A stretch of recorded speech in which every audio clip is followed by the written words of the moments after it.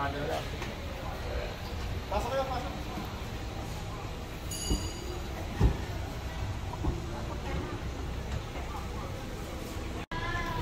Dito sir, pasok. Ay, i-chance ikaw.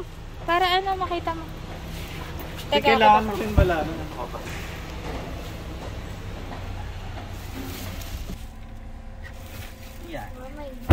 Ayun, ito po, testing natin. Nagana. Konti lang po yung gagalaw ko kasi basa pa po yung valve natin. Okay? Sige.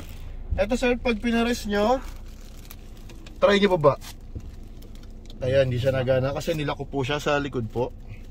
Sa likod dyan. Madam, pa-try dyan. No, yun. Yung window. Ayan. Okay, Nakalock po. Try ko po i-unlock, pababa po ako. Konti lang, okay?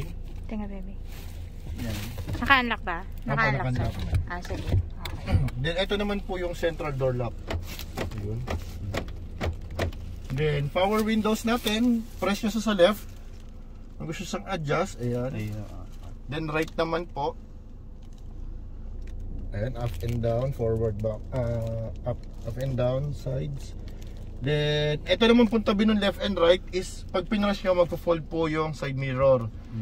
Ginagamit po yan kalimitan pag dumadaan kayo sa mga skinitan na medyo parang feeling nyo tatamaan yung side mirror. Ayan po. Then, ito naman po yung steering wheel natin na 3-spoke, leather wrap with silver accent. New steering wheel po siya, bagong steering wheel. Then, audio control, volume, lipat ng radio station, ito po. Mode from radio station to AM to Bluetooth. Ayan po. Then meron na rin po tayong voice command. Bago po ito. Cruise control. Ang cruise control naman po natin, ang function yan, minimum 40 kilometers po. Minimum. Press nyo si cruise. Then toggle down. Pag nakita nyo po yung set na nandito, ibig sabihin po yan, kahit hindi na po kayo mapak sa accelerator nyo, tumatakbo kayo ng 40. Gusto nyo increase yung speed, toggle up nyo siya, by 2 po siya. Like for example, 42, 44, 46, 48, 50, and so on. Basta minimum 40. Kung gusto nyo mag-start sa 60, sa 80, or sa 100, wala naman pong problema doon. Okay? Sa pag-disengage po ng cruise control natin, pwede nyo pinutin si cancel or apa kayo sa brake. Pero suggest ko, mas maganda kung aapa kayo sa brake para kahit paano nagdi-decrease yung speed nyo. Pag gusto nyo naman pong i-reset yung inyong cruise control, ito po is toggle up na lang siya. Para po bumalik kayo sa cruise control. Hindi na yung parang manual na pipinutin nyo po ito, tapos toggle down ulit. Ayun po, toggle up na lang siya. Yes, para reset. Tapos yung kanina po, yung ilaw natin, park light, headlight, high beam, low beam, ito sir, itong gita. Front fog lamps. Ayan. Pagpatay, counterclockwise lang po. Ito naman po yung wiper natin. Ito. Then ito naman po yung pag gusto nyo lumabas yung tubig, long press nyo lang. Wiper sa likod po. Ayun.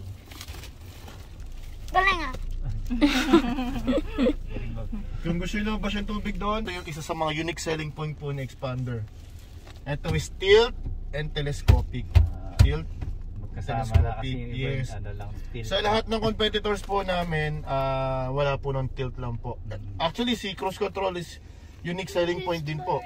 Kasi sa lahat ng competitor, wala. Yes.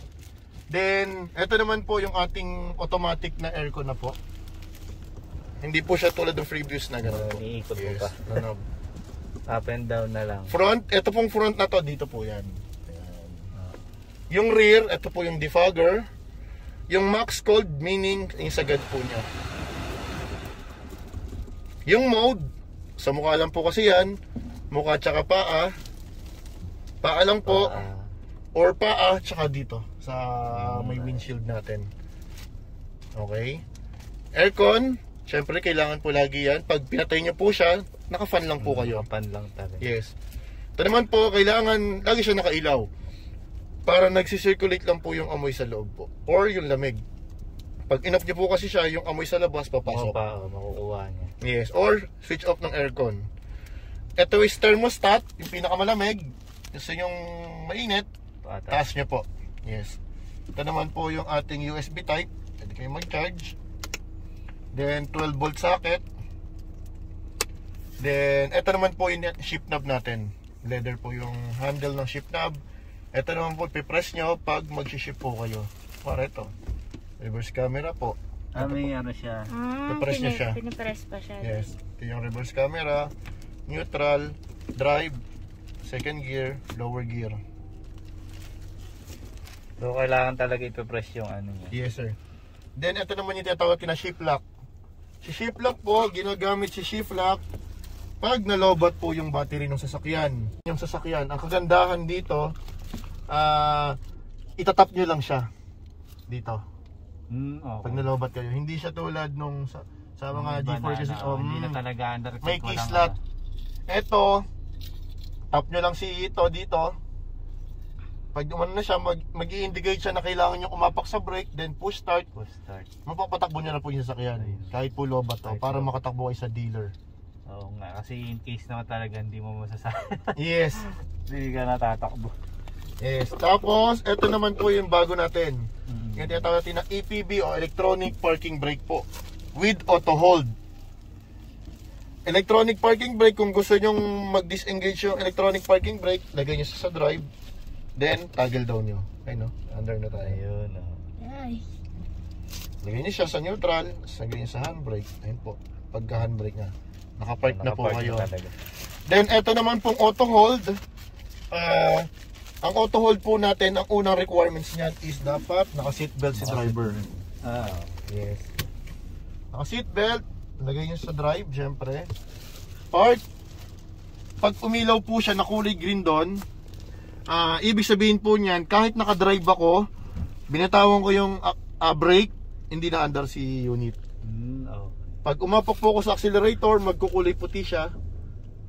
Na-under na po siya. Ayun, na-under tayo. Apak ako sa brake within 2 seconds, nag-auto hold po ulit siya. Advantage po nito, hindi nyo na kailangan ilagay sa neutral, then taas si parking brake. So baga mangyayari po, brake, accelerator, brake, accelerator.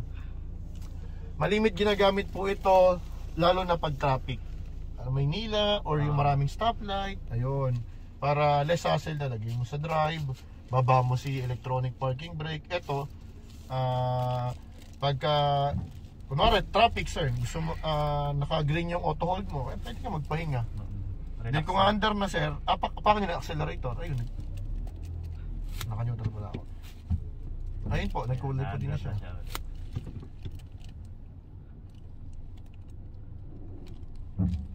Ayan sir, naka-auto hold tayo. Okay. Magdi-disengage ang pag tinanggal yung seatbelt sir, magdi-disengage yung auto hold at the same time lilipat siya sa park. Ito yung sample sir. Ayun o. Nag-park na siya. Ito. Okay. Nag-cancel na po. Ayan, brake auto hold cancel. Ibig sabihin, hindi nagagana si auto hold.